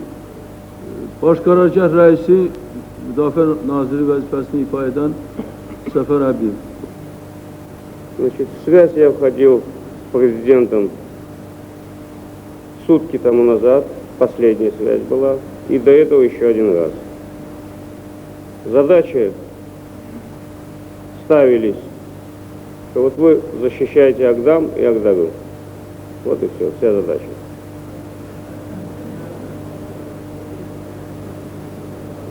Как была поставлена задача, точно так я вам довожу до вас. Cənab Polkovnik, biz Deputat İstintaq Komissiyası bir sutkadır sizi öz yerinizdə tapa bilmirik. Buradan, Ali Sovetdən ikinci mərtəbədən, Kələkidən sizi Prezident Əbülfəz Elçi bəy necə tapa bilər? Sağ olun. Отвечая на этот вопрос, это во всяком случае 2 раза в связь со мной он входил. 2 раза. Вот за эти дни. Последняя связь была сутки тому назад.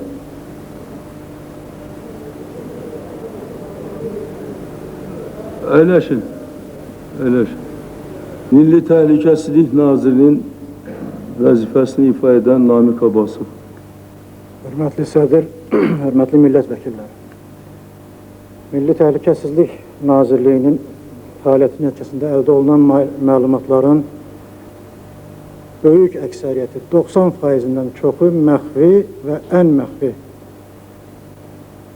qrifləri ilə qriflənir. Onların bir xeyli hissəsi dövlətin daxili və xarici siyasətinin müəyyənləşdirilməsi zamanı nəzərə alınmalıdır, operativ surətdə və uzun müddətli siyasətin yönəmləri müəyyənləşdirilərkən bu məlumatları biz açıq rabitə vasitəsilə təbii ki, prezidentə çatdırmaq imkanından məhrumuq. Naxçıvanda, Kələki kəndində qapalı rabitə yoxdur. Biz bu qapalı rabitəni bərpa etmək üçün bir sıra cəhdlər göstərmişik. Bunlar Əbülfəz bəyə də məlumdur. Bir variant heç bir nəticə vermədi. İkinci variant təminat verən 40 kilometrdən artıq deməli, kabelin, xüsusi kabelin Naxçıvana və Kələki kəndinə çatdırılması bunu tələb edir. Buna da aylarla vaxt lazımdır. Üçüncü yol var. Bu yolu da biz öyrənirik. Bunun deməli, burada texniki cəhətdən hazırlanmasına azı bir həftə, 10 gün vaxt lazımdır. Ondan sonra isə həmin hazırlanmış texnika Naxçıvana və Kələkəndinə xüsusi təyyarələrlə çatdırılmalıdır. Müdafiə Nazirinin mənə verdiyi məlumata görə belə bir imkan hazırda Müdafiə Nazirliyində yoxdur. Bir sıra məlumatlar var ki, o dövlət sirri təşkil edən məlumatları biz heç qapalı rabitə vasitəsilə də prezidentə çatdırmaq hüququmuz yoxdur. Çünki qapalı rabitədə dövlət sirri olan məlumatların qorunmasına təminat vermir. Bilirsiniz ki, Naxçıvan iki qonşu dövlətin deməli, lap yaxın sərhədindədir. Həmin dövlətlərin texniki imkanları, həmin məlumatları götürməyə də imkan verir. Daha doğrusu təminat tam vermir bizə ki, o rabitə ilə göndərər. Elə məlumatlar var ki, onu ancaq nazir, ancaq prezidentə məruzə edə bilər şəxsən. Heç onu Bakı şəhərində də qapalı rabitə ilə məruzə etmək ixtiyarı yoxdur. Təbiidir ki, bu şəraitdə prezidentin Milli Təhlükəsizlik Nazirliyinin fəaliyyətinə rəhbərlik etmək imkanı yoxdur. Bu barədə mən Əbülfəz bəyə də demişəm, çünki danışanda mən əsasən birinci söhbətimin əvvəli odur ki, televiziya verilişlərinə belə canlı yayılma baxır, yoxsa yox, mən demişəm ki, mən ondan artıq məlumatı vermək imkanından məhrumam. Bu qədər.